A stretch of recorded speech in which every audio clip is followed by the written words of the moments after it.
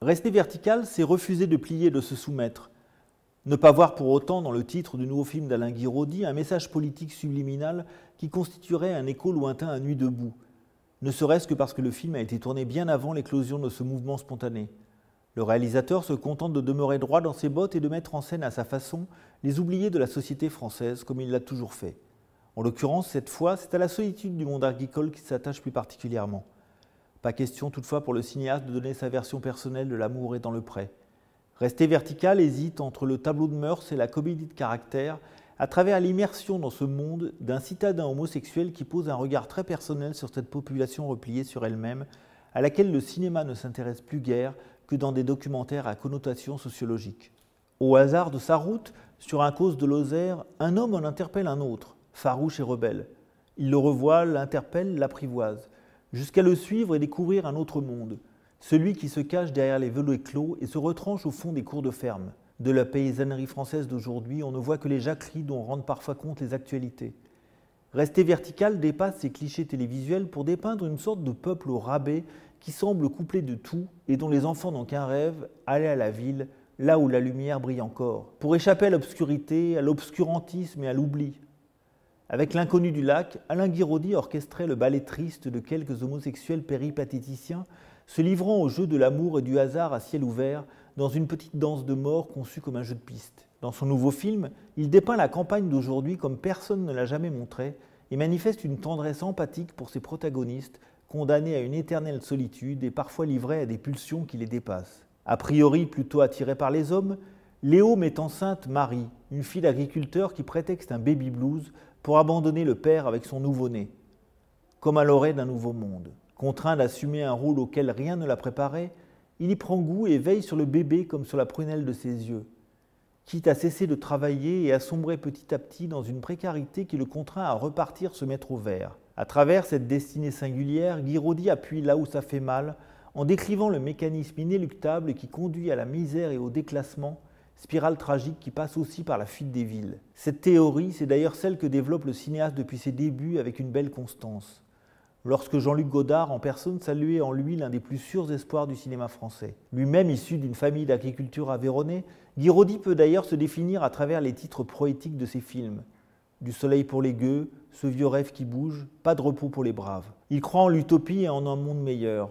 Dans Rester vertical, symboliquement, la recherche du loup tient lieu de quête du Graal et la séquence finale résonne comme la naissance d'un monde administré par de nouvelles règles sociales. Rien n'est évident chez Guiraudy.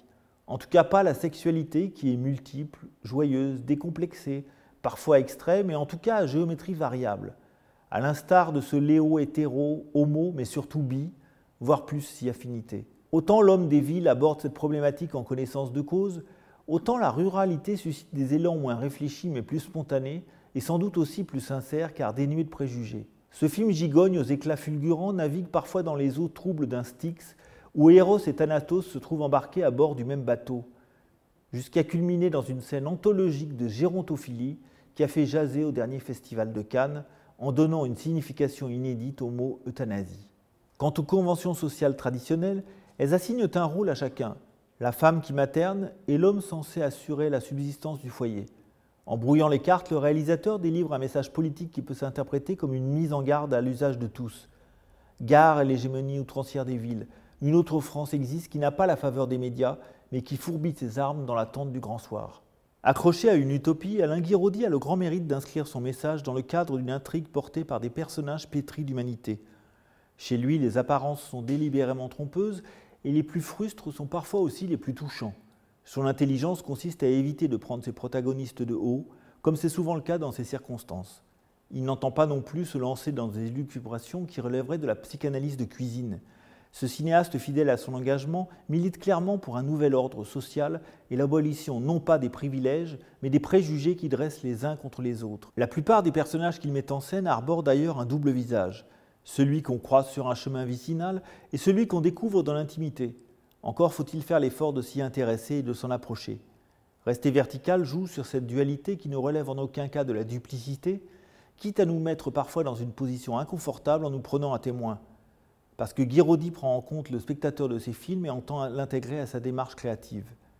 C'est même ce qui confère autant d'humanité à son cinéma. Oui, je le voulais. Mais sans elle, c'est plus pareil. Qu'est-ce qui change? À deux, on est plus fort. Contre un bébé? Bah, ça fout vachement la trouille. C'est un drôle de truc quand même, non? Vous trouvez pas? Je sais pas, j'en ai jamais eu.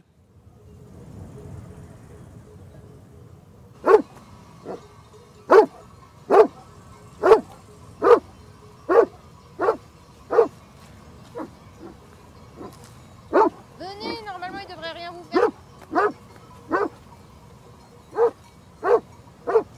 Allez, vas-y.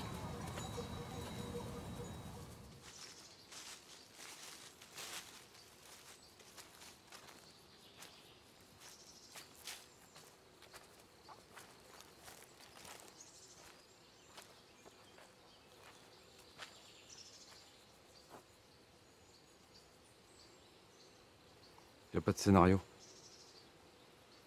Pas une séquence, pas un dialogue. Que dalle.